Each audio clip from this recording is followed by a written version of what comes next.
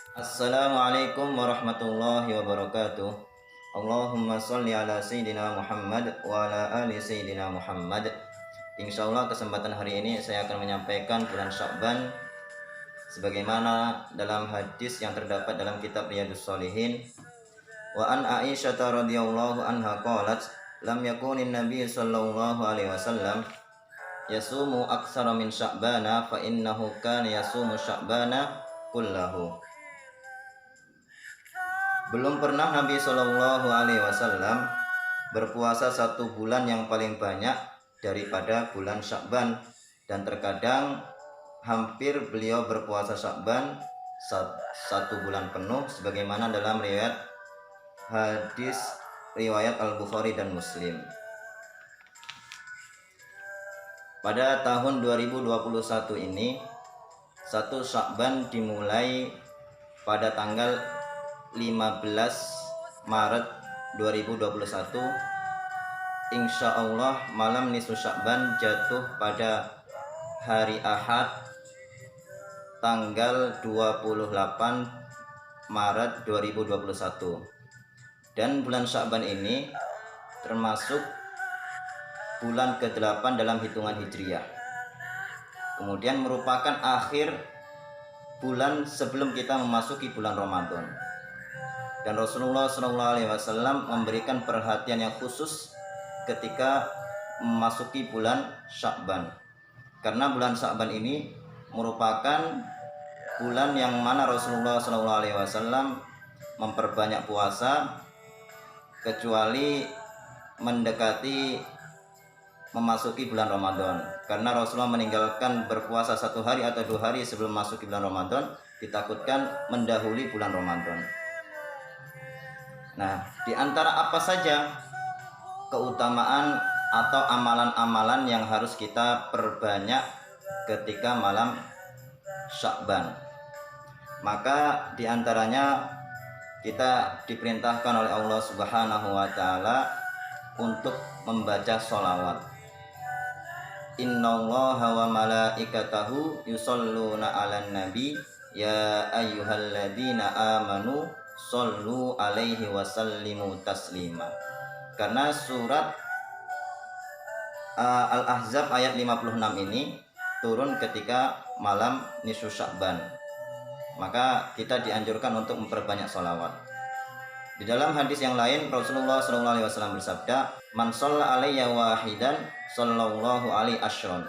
Barang siapa yang bersolawat atasku 1 kali, maka Allah Subhanahu wa taala akan bersolawat kepadanya dibalas 10 kali. Masya Allah. Yang kedua, membaca istighfar. Kita membaca istighfar pada bulan Sya'ban ini, kita banyak istighfar. Istighfar boleh pendek atau panjang. Astagfirullahaladzim. Di dalam kitab Mada fi Sya'ban, Sayyid Muhammad bin Abbas memberikan keutamaan fadilah istighfar. Di antaranya yang pertama, memudahkan rizki kita. Rizki itu tidak harus berupa harta, tapi rizki itu maknanya luas.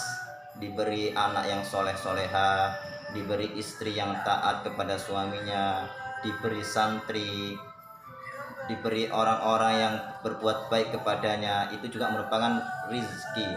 Rizki dalam arti makna luas. Yang kedua, diberi jalan keluar oleh Allah Subhanahu wa taala dalam setiap masalah. Yang ketiga, amalannya yaitu diantaranya puasa, ya. Puasa dalam kitab Nihayatul Zen, Syekh Nawawi Al-Bantani beliau meriwayatkan, shaumu Sya'ban li hubbihi sallallahu alaihi wasallam siyamihi faman shaumuhu nala syafa'atuhu sallallahu alaihi wasallam yaumal qiyamati. Barang siapa yang berpuasa bulan Sya'ban, maka dia akan mendapatkan syafaat baginda Rasulullah SAW, karena Rasulullah SAW cinta kepada bulan Sya'ban. Kemudian amalan-amalan pada nisfu Sya'ban. Insya Allah malam nisfu Sya'ban itu hari Ahad tanggal 28 Maret 2021. Jadi hitungan Hijriah dan Masehi itu berbeda. Kalau Hijriah itu dimulai dari tenggelamnya matahari atau masuknya waktu maghrib. Kalau hitungan Masehi itu yaitu pukul 24 lewat 1 detik itu sudah termasuk hari yang esoknya. Amalan-amalan nisfu Sya'ban di antara yang pertama sholat sunnah setelah sholat maghrib. Kita setelah melaksanakan sholat maghrib, kita sholat sunnah. Sunnahnya terserah mutlak. Kalau orang-orang terdahulu biasa melaksanakan sholat tasbih. Kemudian tasbih dilanjutkan yang kedua yaitu membaca surat Yasin. Nah, membaca surat Yasin di sini dianjurkan kita membaca 3 kali. 3 kali surat Yasin dengan niat yang pertama yaitu kita dan dimudahkan wafat dalam keadaan beriman. Barang siapa yang membaca Yasin dengan niat rezekinya yang lancar, insya Allah selama 1 bulan, 1 tahun yang akan mendatang, rezekinya dimudahkan oleh Allah SWT. Kalau dia membaca Yasin dengan niat dijauhkan bala, insya Allah selama tahun yang akan datang dia akan dijauhkan bala oleh Allah Subhanahu wa taala. Yang ketiga, seandainya dia membaca Yasin dengan niat umurnya supaya panjang, maka Allah Subhanahu wa taala akan berikan mati dalam keadaan beriman, kemudian selama setahun yang akan datang dia tidak akan wafat pada tahun itu.